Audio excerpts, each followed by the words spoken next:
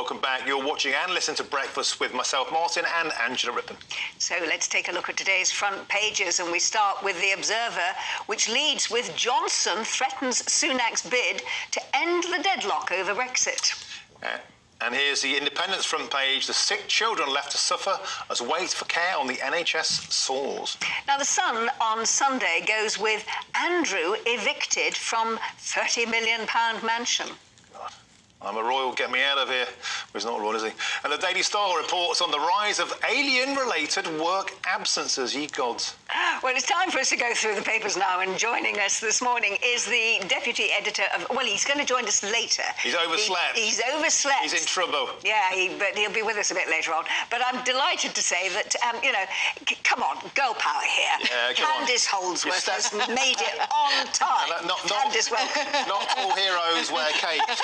Not all heroes wear capes, but here you are, you made it in. Good. Now, there's tons and tons to go out this morning, and you've picked a really interesting story. Front page of the Sunday Mail. I don't know if we have that on screen, but we have it there. And that's the Battle of the Bill. This is about the leadership race north of the border to replace Nicola Sturgeon, and a clear battle line has broken out early doors. Talk us through it. Yes, so this is front page of the Sunday Mail, which is part of the Scottish Daily Record. This is about basically the two candidates to replace Nicola Sturgeon as First Minister of Scotland. We should say who they are. Yes, it is Humza Yousaf and Ash Regan. And they both take very different positions on the controversial gender recognition bill, which a lot of people are attributing as to why Nicola Sturgeon had to step down early. Interestingly enough, Ash Regan, she actually stepped down as her position of Minister for Community and Safety over this bill because she believed it represented a threat to women's safety, so she said she'll rip it up. The other candidate, Yousaf, he wants to continue on with it, and he actually believes that Westminster vetoing it was an overreach. So this is a very interesting thing that we're going to see. Is it going to be something that's defining? Do people want a clear break with it, or will they want to continue on with it? I'm wondering how the other MSPs will feel about that issue. But interestingly, the majority of people in Scotland do not want the bill. They don't. She is very in touch with how people are feeling. And so I think that that's a bit foolish for Yousaf to push with it, because I think most people in Scotland who are quite conservative about this issue don't want it to go forward. And it's very, very interesting because later on we're going to be cutting to the Scottish Labour conference, which is happening today. Keir Starmer's giving a keynote speech later on today, I think at midday. And this should be a key issue because the Scottish Labour leader takes the same position as Yousaf. He supports the gender recognition bill. As does Sir Keir. Correct. So this, I think, is a story that runs all throughout the United Kingdom. Will this, I believe, just some people might say this is a toxic bill. We're being told to be balanced. And it is, I think, a clear political fault line. And another thing that's interesting, Kate Forbes, who's also in the running for this, is being attacked because she's a Christian. Yes, it's very interesting. So people are saying that with Nicola Sturgeon stepping down, possibly a decline in fortunes for the SNP, Labour are going to be the beneficiaries of this. So I think we do need to scrutinise their position on this particular bill and how they feel about it, and also Keir Starmer, who's also very ahead in the polls now, election coming up in 2 years. We need to be looking at what their positions are, because I don't think it's popular with the general British public. Kate Forbes as well, also meant to be a brilliant person, excellent.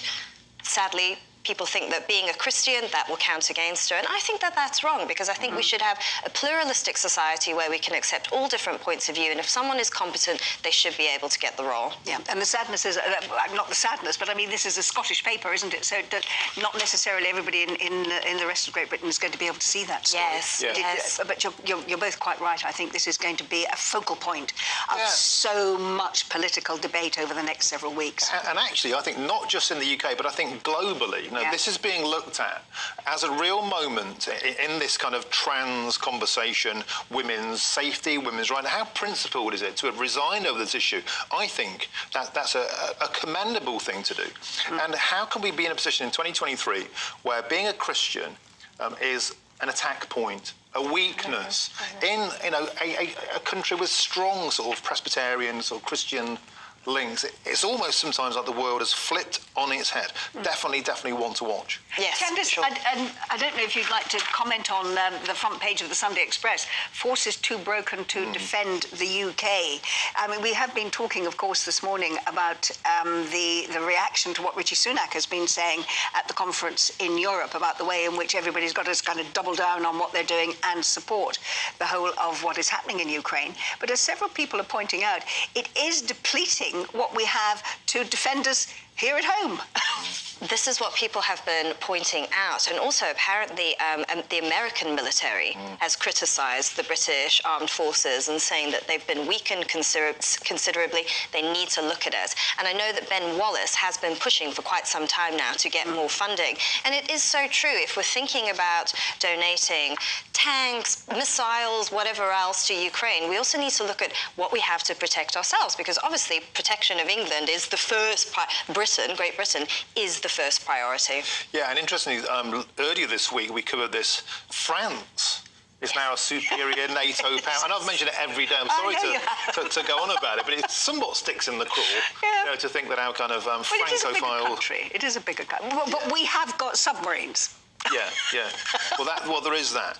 We can always, No, Germany hasn't got submarines because it's landlocked. That's right. Well, they did have Used to have, they did in World War II, but they haven't now. They would just do a periscope onto Macron, I guess. But the fact of the matter is, you know, I think it does bring a big conversation around about where should we spend our money. As I keep saying, 2.1 billion quid to Ukraine in 2022 alone. Our talks of doubling down. And do you think we should be putting more and more money in, or does safety begin at home? Well, priority of your country, I mean, that comes first, absolutely, especially in a world that's becoming a little bit more unstable, and there are threats possibly coming from China, although obviously not concrete threats, but people are talking about a more adversarial relationship with China. And Britain has historically always had a very strong navy, and that's been very advantageous for us. So we do need to focus on that. Absolutely. I think support for Ukraine is important, but obviously our own welfare comes first. You picked up on the story on the front of the Mail on Sunday that Prince Andrew fears he's going to lose his £30 million home. Yes, I think a lot of people are thinking play the world's smallest violin. Yeah. So this is front page of the Mail on Sunday. Apparently, Prince Andrew is quite upset that his brother may be withdrawing a grant for his home, the Royal Lodge, which is on the grounds of Windsor. This is all part of Prince Charles's slimmed-down monarchy, so I don't think it comes... King Charles? Oh, my gosh. I know, we've all got to get used to it. I can't get used to it. It's just like... Okay. I still sing God Save the Queen. It's just so far in me. Yes, over time, So King Charles, this is not a surprise. He's been saying this for a long time. Apparently, he's also said that his brother does have a sizable inheritance from their late parents, so he can cover his own costs, and he won't be giving him any more money from the Duchy of Lancaster. Interesting. Now, again, was it yesterday we were talking about the hiring of PR teams? Yes. To kind of reinvent Catherine getting the team, and we should need one. She's doing a fantastic job with that PR advisors. But Andrew was talking about hiring a team to improve his image. Why can't these people just go and play golf? No, that's a lost cause. I don't think he's ever going to improve his image. I mean, unless some miracle comes out of somewhere that proves his absolute innocence, I think it's so true. I think he needs to withdraw. And he's not actually part of what's being called the Magnificent Seven, the working royals, which are the King, Camilla, William, Kate, Sophie, and Edward, and of course the magnificent Princess Anne. You got them all right. I got them all right. Yeah. he's not part of that group of working royals anymore. And there is a very, very sort of sharp distinction which says that the public purse will only support those who are working members of the royal family. The rest of them don't actually have any entitlement to government or public money unless the king himself decides he's going to give Andrew a personal benefit. Yeah. But it's not likely to happen, is it? No. Well, the public appetite for an Andrew return, sure, it's not there. No. So, I mean, he seems to be, once again, deluded and removed from reality. Yes. I think we, both of us, Martin, were interested in this story, threats to a television channel, Iran International. And as a journalist, Candice, yourself, I find this very disturbing, this story. Yes. I mean, if we're going to stand up for freedom for other parts of the world, we should absolutely be standing up for countries that are fighting for their rights for freedom of expression and free speech. And I find it quite sinister that these forces can reach so far, and they can even reach into London, where we are trying to protect these values. And I feel so sorry for the people of Iran who are trying so hard. I mean, all these young people who are standing up for their rights, and it's just being quashed like this. And this is another international conversation about women's rights. Of course, what broke out in Iran. So much bravery, and there are still like thousands of political prisoners out there. Yeah. And the reason they want to shut them down on our soil is because they're speaking the truth to power, and they don't like it up them.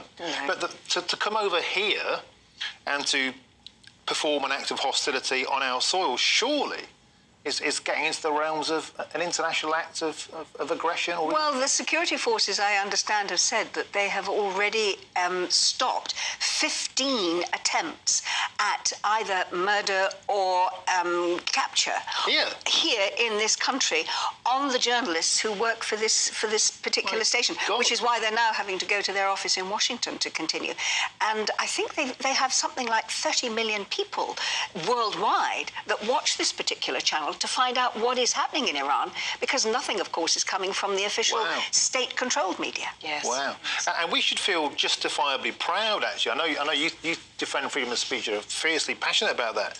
We should feel justifiably proud that we become a safe place for people to come and broadcast this. But then if they're coming over like this, 15 attempts. 15 That's attempts. astonishing. 15 attempts at kidnap. That's a disgrace. That is astonishing. Isn't it? And they've foiled them. Yes. Wow. Yeah.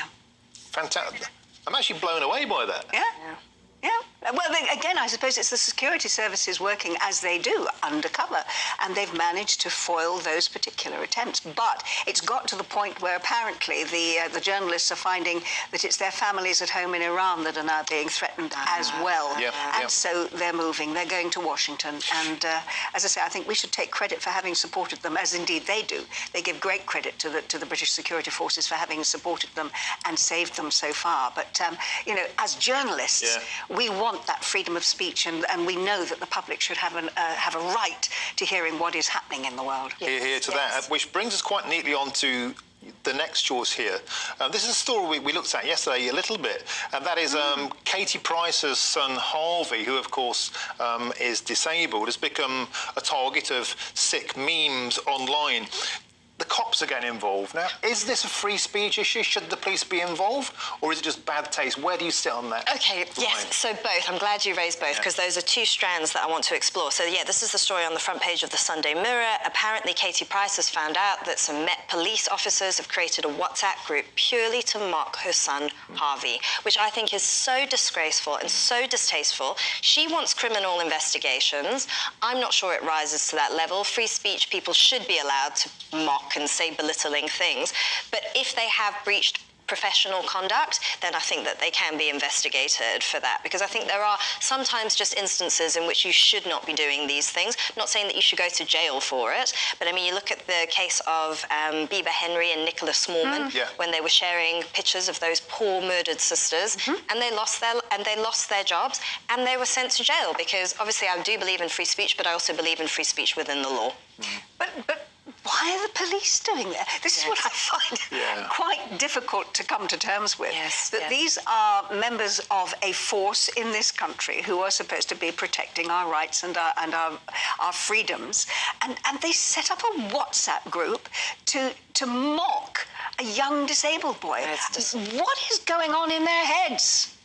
Yes. It's hard to know. I mean, the Met is so stuck in a quagmire of allegations and proven mistakes.